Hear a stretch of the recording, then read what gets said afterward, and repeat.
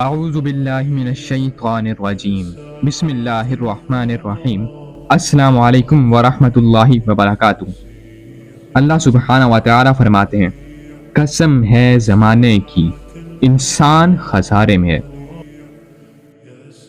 اصل نقصان اللہ سے دوری ہے اور تقریباً ہمارے وطن کا نوجوان ہر کوئی خسارے میں ہے۔ صرف وہ بچ گیا ہے جو حق پر ہے، جس کو اللہ نے ہدایت دے دی اور وہ سنور گیا۔ یہ وقت خود کو پہچاننے کا ہے۔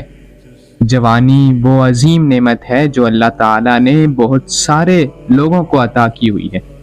اس وقت بہت سے لوگ تباہ ہو جاتے ہیں مگر کچھ سنور بھی جاتے ہیں۔ جوانی میں انسان اپنے پیروں پر کھڑا ہوتا ہے۔ اس لمحے انسان دنیا کے آگے کھڑا ہو سکتا ہے۔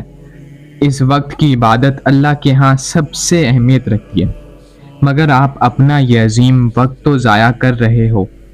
مگر کیا آپ جانتے ہو کہ یہ جو وقت اللہ نے آپ کو دیا ہے، اللہ تعالیٰ خود آپ سے اس کا سوال کریں گے کہ میں نے جو تمہیں جوانی دی تھی، تم نے اپنی جوانی کا کیا کیا؟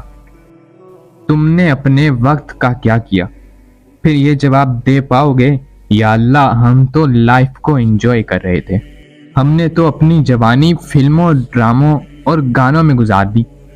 یا اللہ ہم تو دوستوں کے ساتھ بیٹھک لگاتے تھے اور ان سے اس لینگویج میں بات کرتے تھے جو گھر میں بھی استعمال نہیں ہو سکتی۔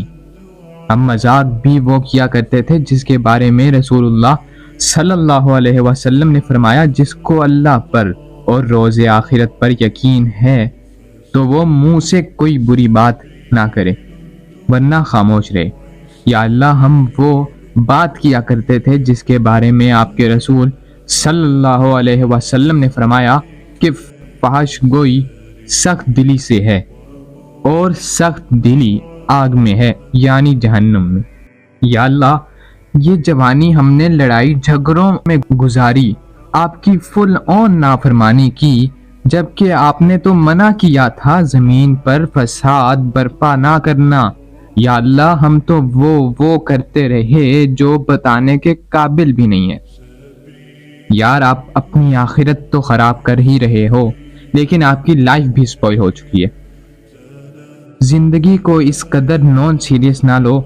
یہ عمر کچھ کرنے کی تھی، نہ کہ پورا دن سوشل میڈیا پر وقت برباد کرنے کی۔ ابھی تو آپ نے اپنے لیے، اپنے گھر والوں کے لیے کچھ سوچنا تھا، کچھ کرنا تھا، لیکن آپ یہ سمجھتے ہو آپ ابھی چھوٹے ہو، ابھی کچھ نہیں کر سکتے ہو۔ یہ سوچ غلط ہے۔ ابھی جو موقع اللہ نے آپ کو دے دیا، یہ بار بار نہیں ملنا۔ آپ نے اپنے عقل، شعور کا، انٹیلیجنس کا کہاں استعمال کرنا ہے، یہ سوچنا ہے۔ اللہ تعالیٰ نے آپ سے سوال کرنا ہے کہ میں نے جو تمہیں نعمت دی تھی، تم نے اس کا کیا استعمال کیا؟ تم نے اپنے دماغ کا کیا استعمال کیا، اپنی سوچ کا، اپنی عقل کا، اپنی انٹیلیجنس کا؟ ذرا سوچو اس وقت کو جب اسی جوانی کو یاد کرو گے اور پچھتاؤ گے کہ یہ ہم نے کیا کر دیا۔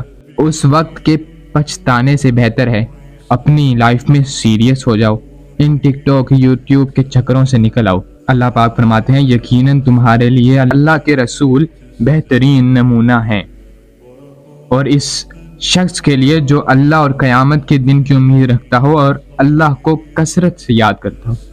تو کیا مسلمان ہے وہ جس کو اللہ اور آخرت پر یقین نہیں؟ بالکل نہیں۔ اور ثابت تب ہوگا جب آپ رسول اللہ کو فالو کرو گے، اپنے لائف کا گول سیٹ کرو گے اور رسول اللہ صلی اللہ علیہ وسلم کو اپنا رول ماڈل بناؤ گے۔ اللہ نے زندگی جینے کا صحیح طریقہ آپ کو بتا دیا ہے کہ آپ سیکھو اللہ کے رسول سے صلی اللہ علیہ وسلم۔ آپ کا اصل مقصد اللہ کو راضی کرنا ہے۔ انسان کو پیدا کرنے کا مقصد اللہ کی عبادت ہے۔ اللہ پاک فرماتے ہیں، وَمَا خَلَقْتُ الْجِنَّ وَالْإِنسَ إِلَّا لِيَعْبُدُونَ، کہ انسان اور جن کو اللہ تعالیٰ کی عبادت کے لیے پیدا کیا گیا ہے۔ ہماری یوتھ کو ذہنی طور پر قید کر دیا گیا ہے۔ آپ کے پیرنٹس بھی آپ کو وہ نہیں سکھاتے جو اللہ کے رسول صلی اللہ علیہ وسلم نے بتایا، کیونکہ وہ بھی اس ہی قید کا شکار رہے۔ جس میں آپ پھنس چکے ہو۔ اس زنجیر کو تم نے توڑنا ہے، تمہیں روکا جا رہا ہے اسلام کو فالو کرنے سے۔ ہمارے حکمران بھی غلام ہیں، اور ان کے غلام ہیں جو ساری زندگی مسلمانوں کے دشمن بنے رہے۔ اب تک وہ مسلمانوں پر حکم چلا رہے ہیں، مینز یہودی، اسرائیل، کرسچنز، امریکنز، امریکہ۔ پاکستان میں آپ کو ایسا انوائرمنٹ دیا جا رہا ہے جس میں اسلام کو فل بھلانے کی کوشش کی جا رہی ہے۔ آپ کا جذبہ اور محبت جو آپ نے اللہ سے کرنی ہے اور رسول اللہ صلی اللہ علیہ وسلم سے کرنی ہے، جس کے بعد آپ کو وہ مقام ملے گا جو ایک مسلمان کی زندگی کا گول ہے، اور وہ گول جنت ہے جو اللہ نے خود عطا کرنی ہے۔ آپ نے اپنے ماحول جیسا نہیں ہو جانا، آپ نے خود معاشرہ قائم کرنا ہے، آپ نے خود بھی اسلام پر چلنا ہے اور ایک سوسائٹی بنانی ہے، کیونکہ ہم آج تک انگریز کو فالو کر رہے ہیں جبکہ نبی محمد صلی اللہ علیہ وسلم کو مانتے ہیں۔ جب مان رہے ہیں تو ان کی ماننی بھی ہوگی، ان کے تعلیمات پر عمل بھی کرنا ہوگا، تو نہ ہی اپنی زندگی تباہ کرو اور نہ ہی آخرت۔ اور حدیث میں آتا ہے تو جو اللہ کا ذکر لوگوں کی جماعت میں کرتا ہے، اللہ اس کا ذکر عرش پر اس جماعت میں کرتا ہے۔ اور اب ذرا خود سوچو، جس کا ذکر اس جگہ ہو رہا ہے تو پھر اس کو کیا مقام ملے گا، سوچو۔ حدیث کے الفاظ ہیں، جو شخص اللہ سے محبت کرتا ہے اللہ پاک اس سے محبت کرتے ہیں، اور جبرائیل علیہ السلام کو حکم دیتے ہیں کہ تم دنیا میں جاؤ اور اس شخص کی محبت پورے دنیا میں پھیلا دو۔ آپ اللہ سے محبت کرو، اپنی محبت کو ضائع مت کرو، اور نامحرم سے جتنا ہو سکے دور رہو۔ اور سب سے زیادہ ذلیل کرنے والی محبت نامحرم سے ہے، جو آپ کی دنیا اور آخرت دونوں تباہ کر دے گی، اور کبھی بھی یہ محبت آپ کے کسی کام نہیں آئے گی۔ تو اس کو فالو کرو جو اللہ کے رسول نے دیا اور کہا ہے، اور اس کو چھوڑ دو جس سے اللہ کے رسول نے منع فرمایا ہے۔ اللہ پاک فرماتے ہیں، اے ایمان والو، اپنے آپ کو اور اپنے گھر والوں کو اس آگ سے بچاؤ جس کا ایندھن انسان اور پتھر ہے۔ سو اب فرض تمہارا ہے، کیونکہ کل اللہ کو یہ نہیں کہہ سکتے کہ ہمیں خبر ہی نہ تھی، ہماری کسی نے رہنمائی نہ کی، جبکہ قرآن پاک مسلمانوں کے پاس اب بھی اسی طرح موجود ہے جس طرح نازل ہوا تھا۔ اپنی پاور کو پہچانو اور مسجدوں کو آباد کرو۔ وآخر دعواہم ان الحمد للہ رب العالمین۔